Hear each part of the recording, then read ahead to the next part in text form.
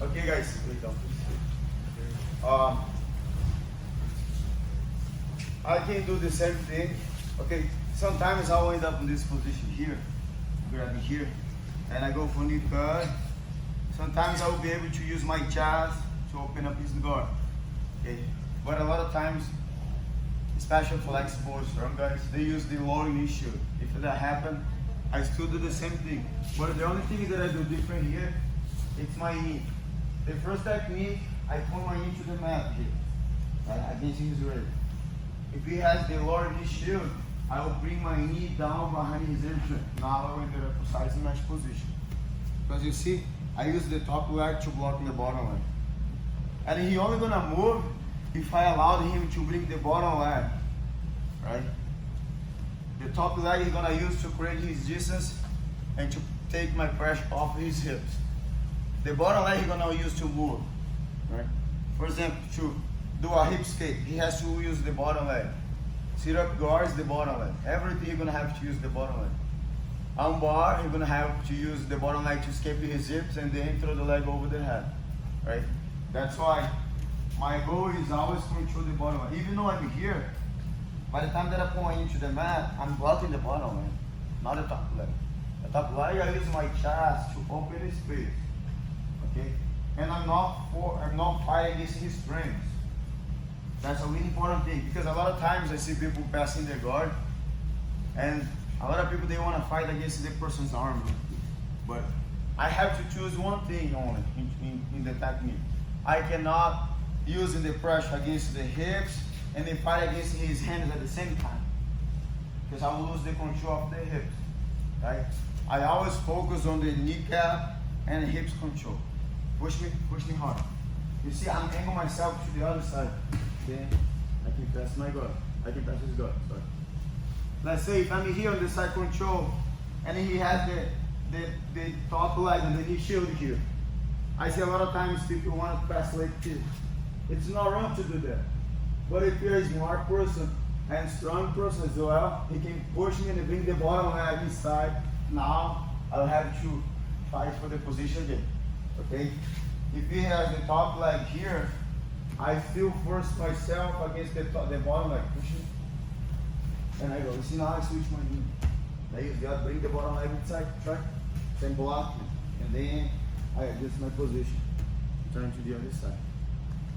Okay?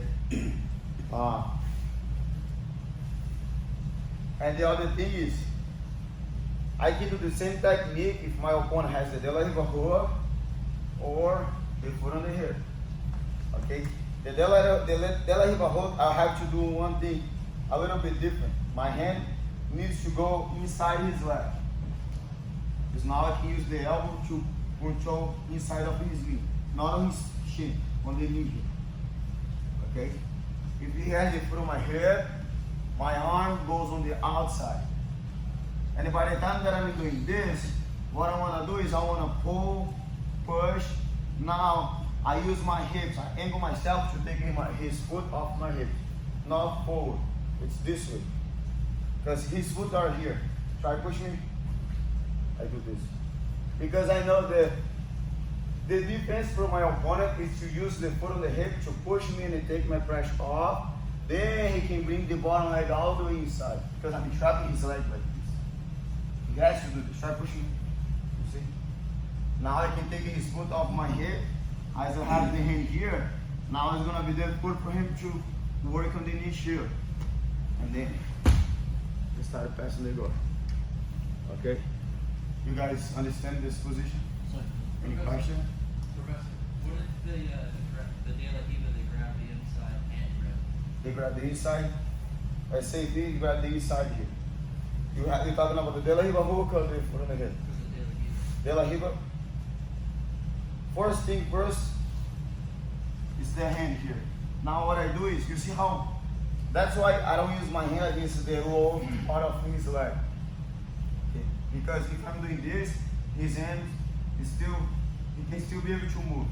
But if I grab here, now, you see how I use my full arm? And I go, and open my leg. Then I go. Even no control my leg. By the time that I'm doing this, Now what I do is, it's hard for him to control because I'm using his leg against his arm. I'm doing this. Does it make sense? If the person control the pants, it's better to break the grip because first I'm using the leg to control the hand. His leg is already on top of his hand here. Second, I'll pull him. Now the last thing will be, you see how my arm, it's on the outside of my leg. Now by the time that I'm doing this, I'm blocking him here. It's gonna be hard for him to hold the pants for so long. Then I can start approaching the guard pass. Or if he hold, let's say if he has a strong grip and he's not allowing me to break the grip. Grab the elbow. And then same thing. Because he's gonna have to expose his arm to me. His arm will be open. You know, I can't do it. Start attacking the arm. Okay? That's how I do usually. It's the leg blocking the hand. Control the other leg. Now I go like this. I'll pull. I'll drag. Now I can underhook. And then I'll pass. Okay? Yeah. But right now, let's say he has a strong hook. Dela Riva agora. Has a very strong hook. And I'm not be able to push his leg down. Especially, there are some guys there, it's hard to break the hook. And sometimes they have a strong control with the collar plus the hook. Right? One thing that I do a lot is I don't like to do this way. Especially, I'm talking about my division. Because most of my opponents, they are too flexible. They can go underneath them. Right? And I don't break the grip. One thing that I do is control my collar, please. Control me this way. Okay? And I cannot be able to push his leg down. What I'm gonna do is I will connect my hand right on his rib here. I grab the rib. Not on the hips anymore, on the rib. Okay? Now, I'll do two things. One, I'll step my leg back, and two, I'll drag his leg against his foot. Okay, I'll do this. You see, under his foot. Now I'll step inside again. This way. Now I'll do double collar grip. Okay, by the time that I step here, I have this hand here already. Now I go double collar grip. Now I'll pull him, and I'll use my elbow over the leg. See, he's here, keeping his shield here. I'll pull him this way. I use the outside elbow to block his knee. Now the inside arm goes over. Now push the leg down. Now, and side smash position. Okay. Now here I drive my knee under his legs. Then I use the outside leg. Now what I do is I can go side control or I can go mount. Depends how my opponent will react. If I want to go mount, I'll use the right leg. I'll pinch my knees together and I'll drive my right leg down this way. As soon as I do that, I switch my hips and then I go mount.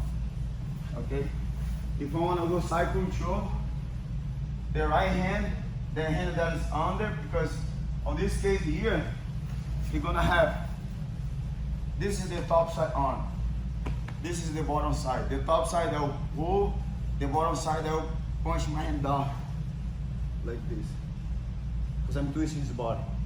Then I can start working the side control position. Okay? And I'm blocking this way. It's hard for him to close his elbow. Then I can underhook him. Okay? Let's see. We here. Right? He control my collar. He has a strong hook.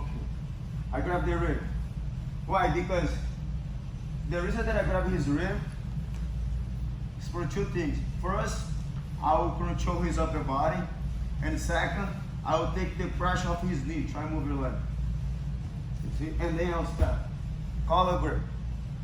Okay, you see my goal is keep my opponent's head off the mat because he's on his side.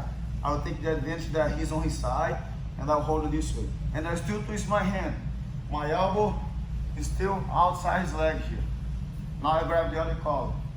Now what I do is my knees go to the mat. Okay? As I drag my elbow on the outside. Okay. Here, control my collar. I go 1, 2. You see? I force him to expose his hips and his back. Knees on the mat. Now I sprawl my legs all the way to this. And now I'll end it up here on the folding pass. I can hug the head if I want. I prefer to control the double collar grip because I can do this. And then go. Mount or side control. This way. And I still use my hips against his hips. Okay? Sometimes I do this position when my opponent has a de la Riva and the knee shield like this, control. I do this position from here. And I go. Bring your knees as a knee shield. And I go this way. The same thing. It's hard for him to break my grip once I have the double collar grip. If you know he control so well my pants and my collar, but try to make me off balance.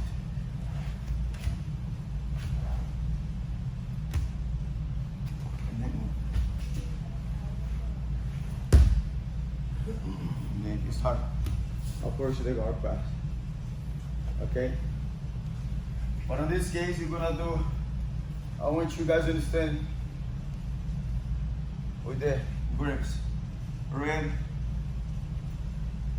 okay, inside, like this. I still bend my arm. It's not wrong to grab the collar, but with the collar grip, he can be able to bring his leg over my shoulder here. Start working the shoulder last. Otherwise, he can break my grip easy. With the rib control, it's hard for him to break the foot because I'm blocking this way. Try to bring the foot over. You see I'm closing the gap. Now step under the arm, not over. I go under. Open up his arm, grab the collar and grab the collar. Now point up. I use my outside arm, my left arm. I'm not pushing it down. I want to block him because his legs is between my legs. Now my right arm. I'll drop my knee and my elbows down at the same time. And then fold it back. Okay? Then I can go mount or open this space here. Side control. Okay? You guys understand? Any question? Let's try. Let's go. 1, 2, 3. Thank you.